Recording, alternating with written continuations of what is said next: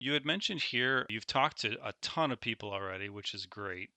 You Hmm. also asked, who should I reconnect with and when? So, up to this point, how many folks were you networked with maybe a few months ago? How many have you followed up with, and how has that follow up gone? So yeah, as I've mentioned, I've probably, you know, networked now for about 7 months or something like that. Had about 70 calls. Kind of what I'm thinking. I reached out to two already. I wrote down Okay. my 20 best calls. The ones that lasted the longest, the ones that gave you good connections to like continue the chain. Good ones that like want you to reach out to them. So I'm making an active effort to reach out to two every week this summer. Yeah, I think I've got two things for you to think about. The first one would be think about every person that you've talked to as a subscriber to your newsletter. Now, you're not going to publish a weekly newsletter. That's not what I'm saying, but just start with that in your head. And what Hmm. you want to do is every few months or every month, send an update to your whole newsletter list when you have something to say.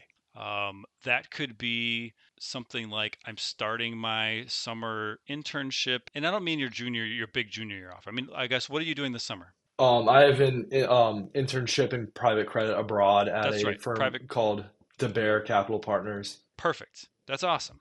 So take that message and say, hey, literally to all 70, you could do this as a BCC. It's going to be better to do it one by one, and it'll take you some time. But hey George, last great to connect with you last winter. Just wanted to give you an update.